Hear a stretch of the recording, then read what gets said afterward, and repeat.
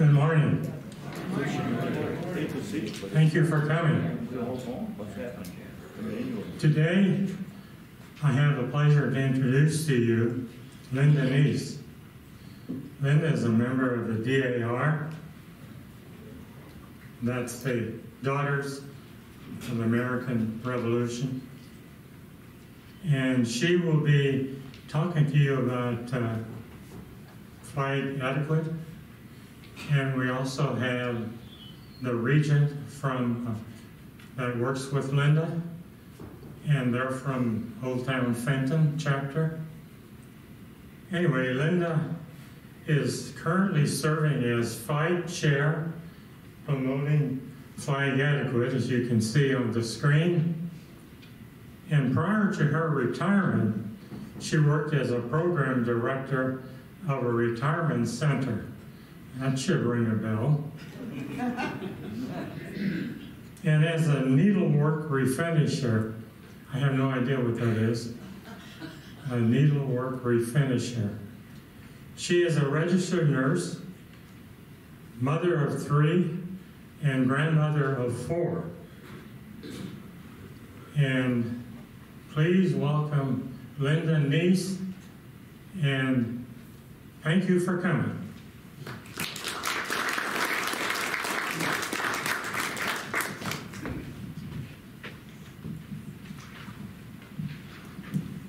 Thank you so much for having me today. I'm so glad I'm here at 9:30 and not after your lunch break. Because my husband, who is also AK my speechwriter and trying to keep me in line, told me I'm not here to entertain you, but hopefully I can amuse you once in a while. I want to tell you that I don't know about you, this is not the most exciting topic in the world, but when I joined Daughters of the American Revolution 4 years ago, I consider myself a newbie. And when I was asked to be flag chair, who ever heard of being a flag chair? I don't know what a flag chair is. But it means to promote respect for the flag. I can do that. But I love the flag. What am I going to say about the flag? Everybody has their own opinion of the flag, right? So I'm not going to be Carrie Nation. I'm not going to point at you, and I'm not going to be the flag police, because I've learned so much about what it means to promote what a flag should mean to us. And it's all going to be personal to everybody. Everybody has their own opinion, right? Raise your hand if you have your own opinion. Yes. Okay. So, I want to say right up front, if you took a pamphlet, you probably know 500% more than what I'm going to say today. So, when we have question and answers after what I say today, you can help me if I said anything wrong, because I'm new at this, and I have boots on because I didn't know if it was going to snow. So I am shaking in my boots, so please help me out. How many veterans do we have in the audience? Okay, you guys are going to help me a whole lot, okay? And also, there's free flag pins there. Right off the bat, where do you think you should wear a flag pin if you're wearing them appropriately most of the time?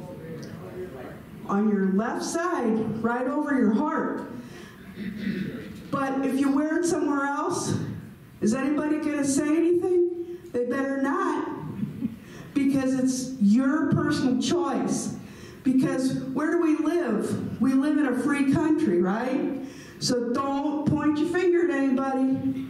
Okay, so I am going to start with my little presentation because my husband said, don't go off the tracks, Linda. If we have any extra time, I might give you a story about how the 50-star flag came about. Does anybody know that story? No. Oh, you do? Okay. I forgot your name already. What? What is it? What?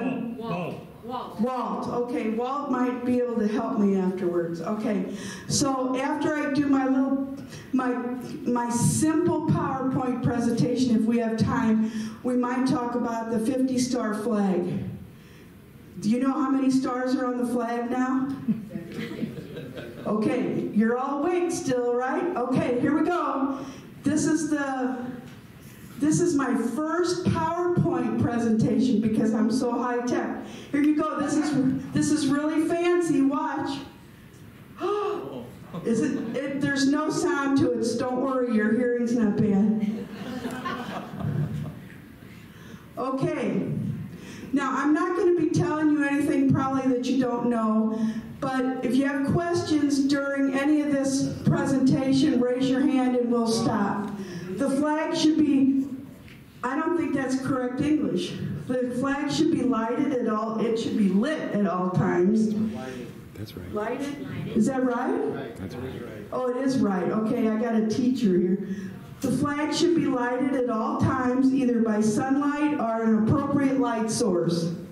We all know that. We all have seen that before. Some people think they can keep a flag out all the time and it's not lit. Don't do that, right?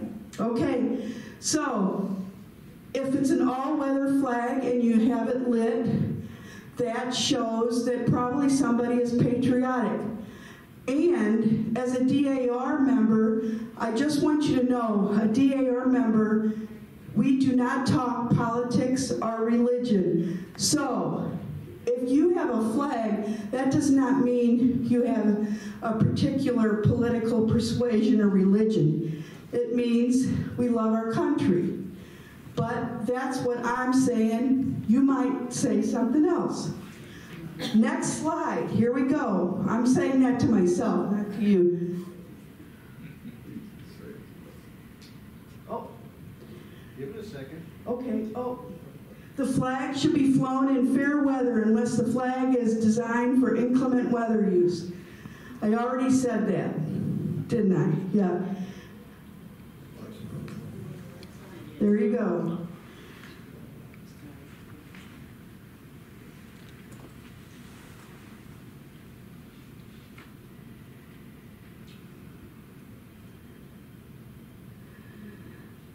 The flag should never be dipped to any person or thing. When the Pledge of Allegiance was first started, they used to dip the flag at political leaders. Ooh, that's a no-no, isn't it? They do. I think the different flags of the different military can dip their flags at some of their military leaders, but not the American flag. Do not dip the flag to any person or to anyone. That's a no-no. And if it's flown upside down, it's seen as a distress signal.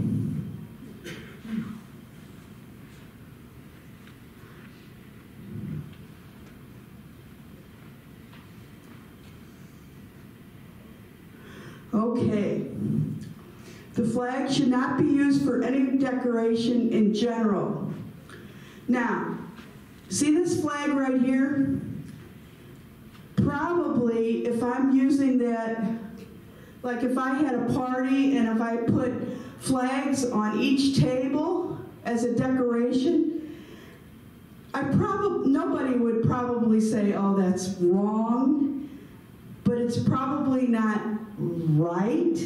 It would probably be a better idea if I would be, doing a 4th of July party or whatever. Probably be better to have like red, white, and blue streamers or balloons or whatever. But nobody's going to kick me out. They'd still want me to do direct decorations. The flag should never be used for any advertising purposes. It should not be embroidered, printed, or otherwise impressed on such articles as cushions, handkerchiefs, napkins, boxes, or anything intended to be discarded after temporary use. Advertising signs should not be attached to the staff or halyard. Boy, I bet you we've all seen examples of that, haven't we? There was a case of, and it went to court, of somebody putting the American flag on beer bottles. And, you know, it's not appropriate, but it didn't fly because I think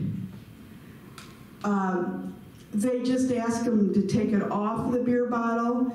They weren't going to penalize them. I think the whole point of respect in the American flag is let's not use it for purposes of decoration and whatnot. On Thanksgiving, we were looking through old pictures. My mom, at every parade, and my two brothers were in the Air Force. Every parade, she had a sweatshirt with an American flag on her sweatshirt. You know, it's like, okay. But most of the time, it's probably better just to have decorations on your shirt, but nobody should point a finger at anyone. It's just that we're just saying, let's show respect for the flag.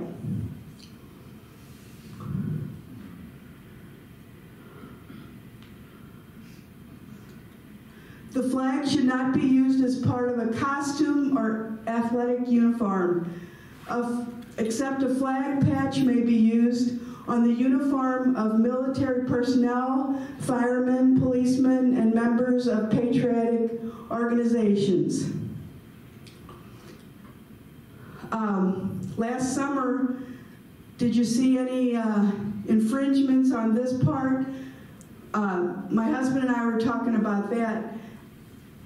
And was it inappropriate? Probably. Did you see during the Olympics? There was a lot of American flags and patches on some of their uniforms. We thought it was that, did we say that it was did we think it was, oh, you don't want me to get you involved in this, okay. Okay, but anyway, sometimes when the athletes were happy, they put an American flag around their shoulders and they were running around. Who could be sad about that? But we don't want them touching the ground, but we don't really want them wearing the flag either. And we definitely don't want them taking that flag and cutting it up and making shorts or swimsuits out of it.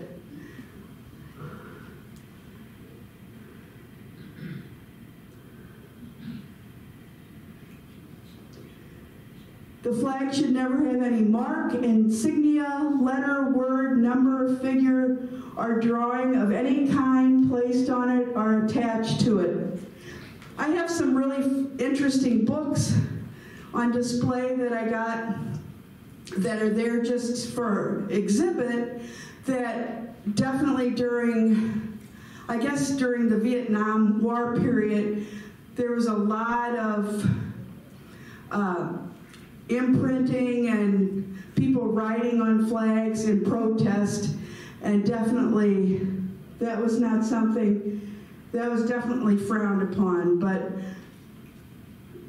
there were factions that wanted to throw people in jail for that, but it's just not something that we want to see being done.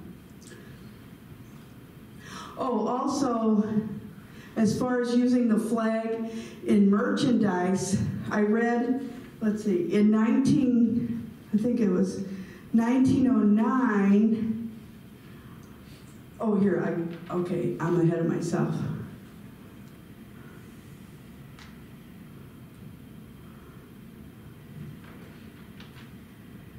It says the flag should never be used for receiving, holding, carrying, or delivering anything.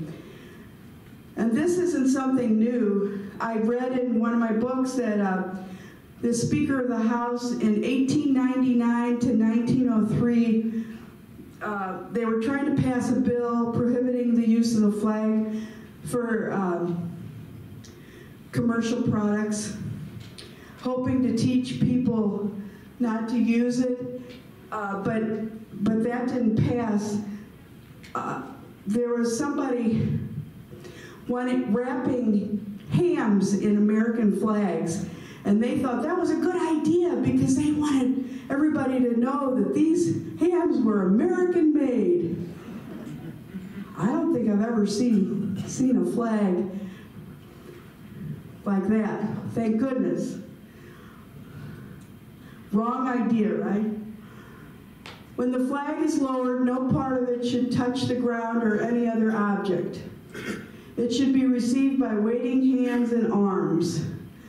That's a sign of respect. We don't want it ever to be touching the ground.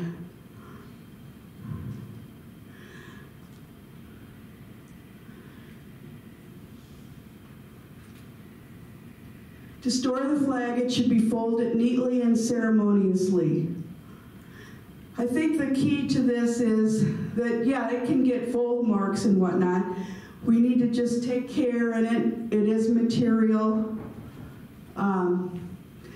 I've read in my books that there's no consensus on, some say that there's a reason why there's a tri-fold, and others say that there's not really a true meaning of that.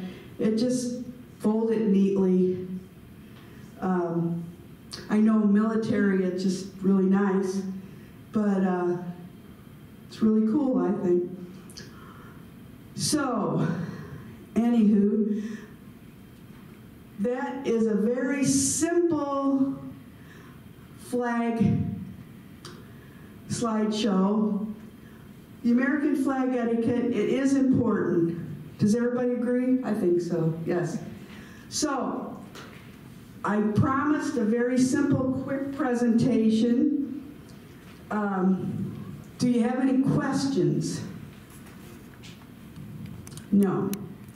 Do you want it? Okay, yes, sir. Well, see, my wife has a very nice pin that she wears on her lapel, and it's a flag. What's wrong with that? I don't think there's anything wrong with it. It's just in this flag code. It's just, they're saying that, use it simply, but I say you do your respectful way of using it. I have a friend that she has salt and pepper flag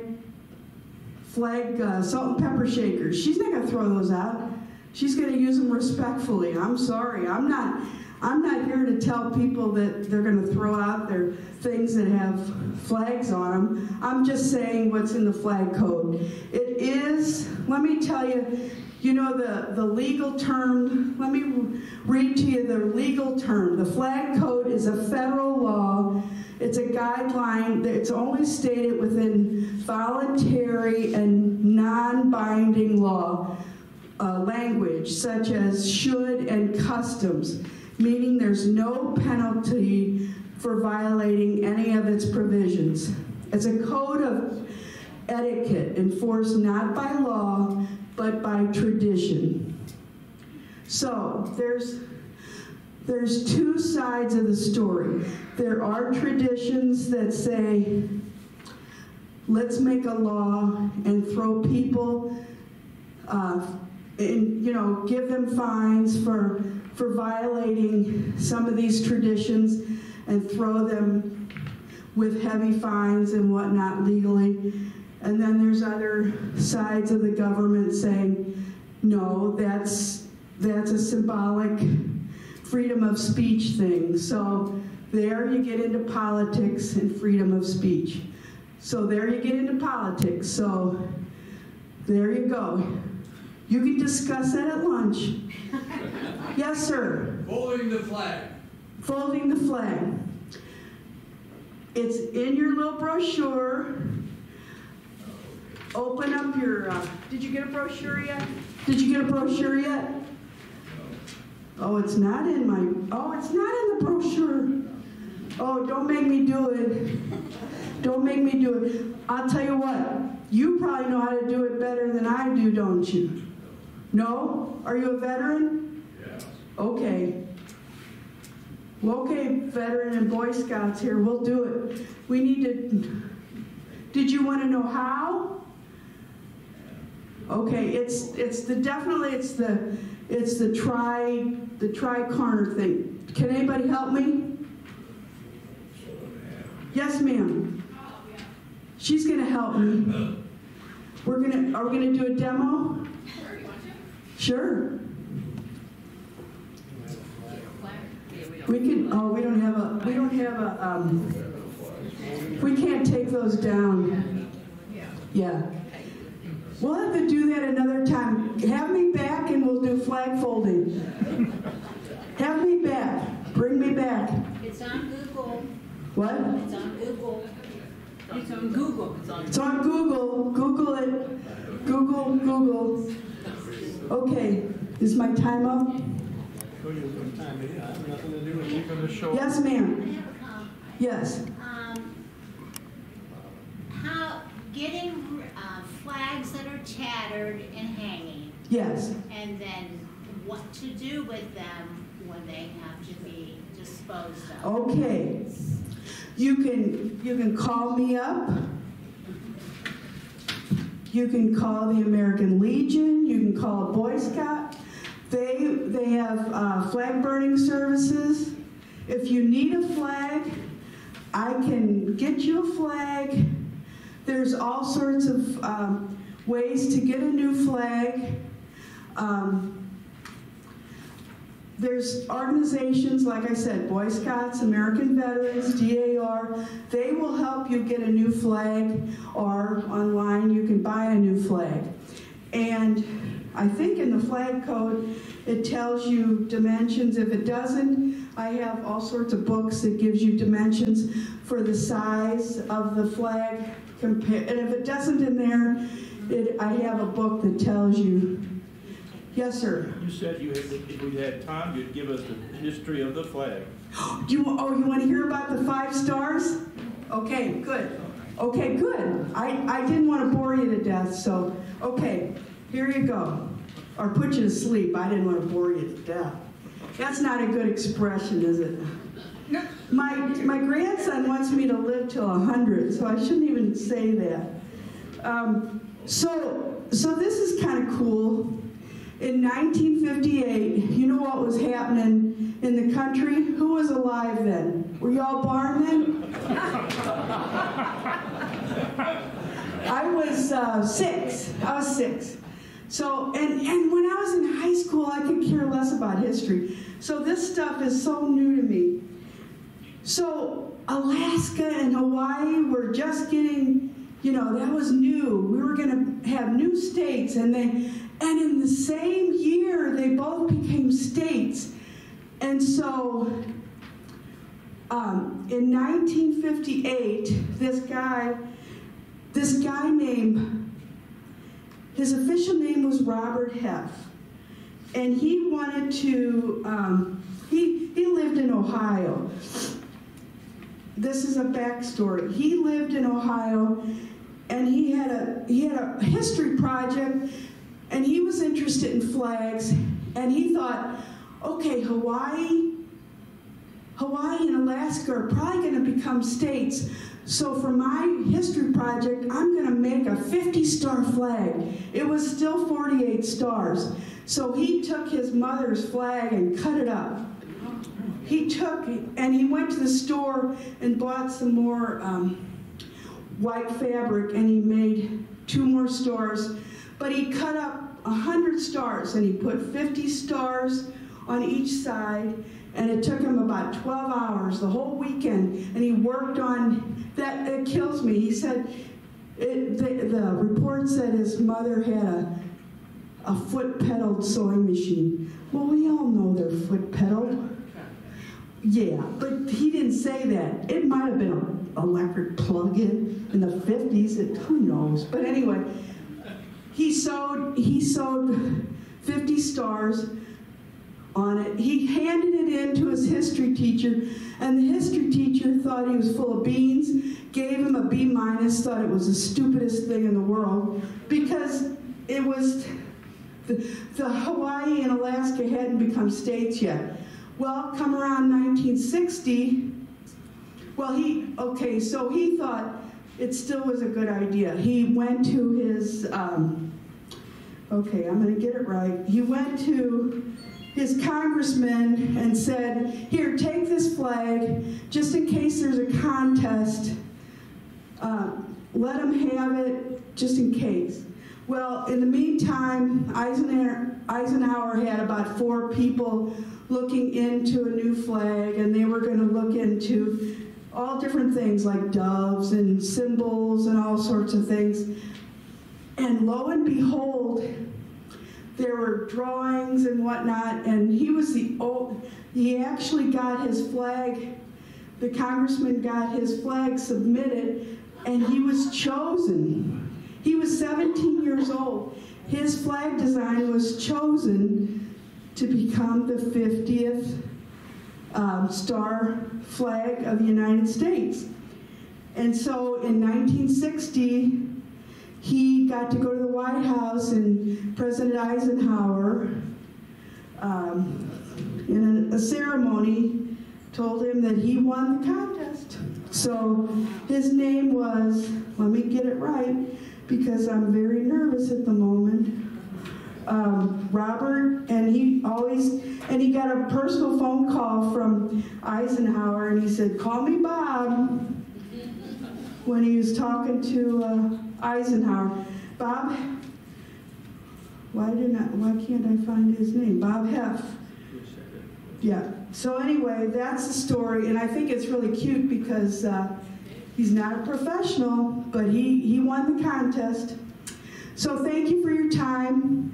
I hope you learned something, and there's definitely, I think in the news there's more to talk about than flag etiquette, but I think it's going to be interesting because flag etiquette's important. Thank you so much. What? I don't think so. Oh, I forgot. This is the next important half-mast event. December 7th, half-mast. So make sure your flag is at half-mast. Remember Pearl Harbor Day, right? Okay, thank you so much. Oh, and now I would like to introduce a very important person to me. Her name is Debra Rahn. She is called the regent of my Olde Town Fenton chapter of the Daughters of the American Revolution. She is in charge of all of us. She's a wonderful lady, and she'll give you a little information about the DAR, and if you have any further questions, we can talk to you afterwards or whatever. We're happy to be here. Thank you.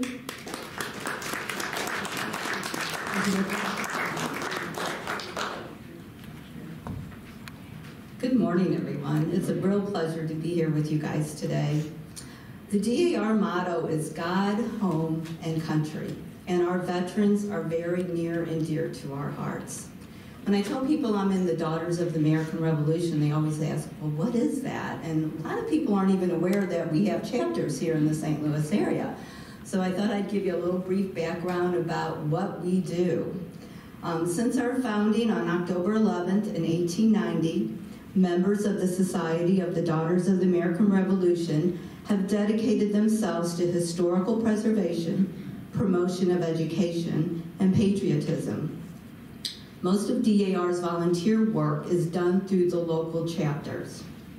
Our historic preservation efforts include restoring and maintaining historic sites, preserving genealogical records, locating, restoring, and marking Revolutionary War patriot graves and headstones, and we do cemetery cleaning. We support 5 DAR schools and provide scholarships both at the chapter level and the national level. We promote literacy and community classrooms within our area. Our love of country is evident on the many patriotic endeavors.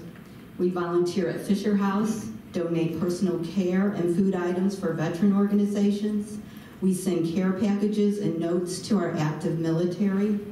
And we donate toys and books each year at Christmas time for military families through an organization called Little Patriots Embraced.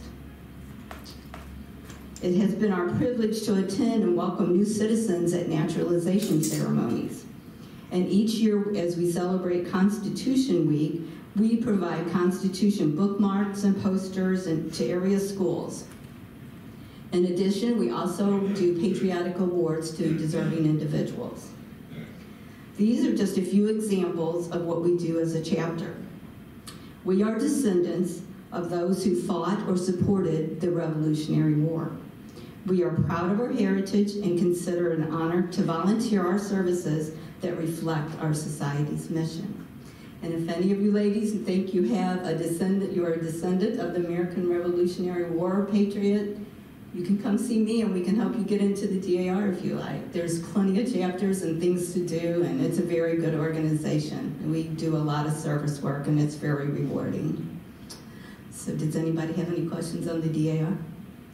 Yeah, what are the other qualifications? You have to be a woman, for one thing. Certain Yes. age? No, we have children of the American Revolution. I think that's up to the year of 18 years of age. After 18, you have to prove your lineage. And we have registrars. Each chapter has a registrar that will help you with this. If you know or believe you have a patriot in your family, the DAR library has a library and there's a wealth of resource on genealogical research, and she can determine whether that is a patriot and how far it's already been proven. But you got to prove both both sides. The patriot, it could be a woman if she helped with the American Revolution and support, cooking meals or donating whatever. That's also a qualification to be a patriot.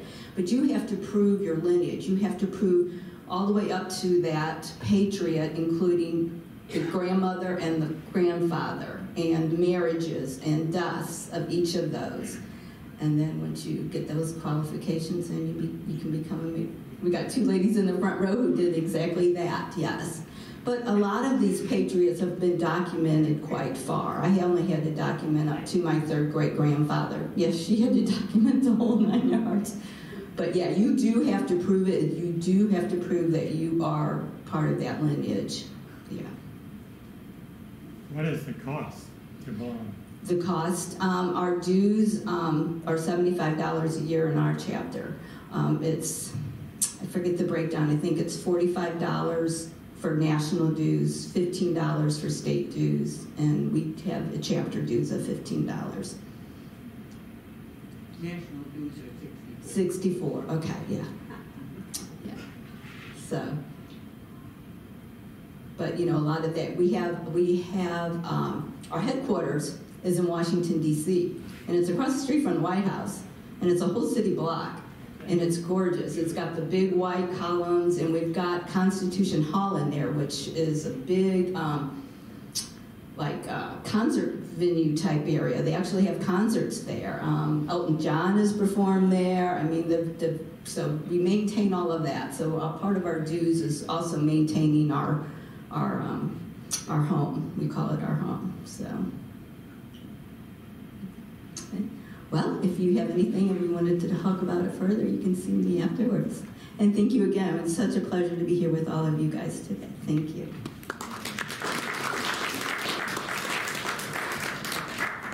Thanks, both of you, for coming.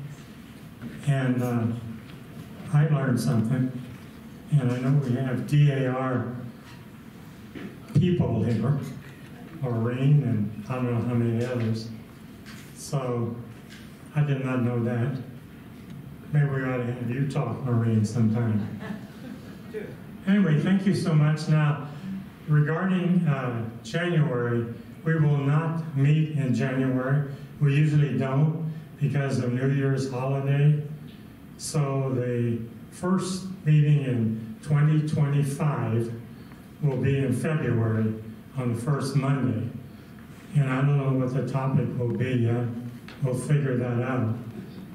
But anyway, no meeting in January. And thank you for coming today, and especially thanks to our two speakers today. And when the weather forecast last evening was snow again, I got to thinking whether this event will be held or not. But it didn't slow them down. They were here. Of course, it wasn't as bad as the weather people tried to tell us yesterday. That was good. But anyway, thank you so much for coming. Thank you, our speakers. And you have a great day. A happy Christmas.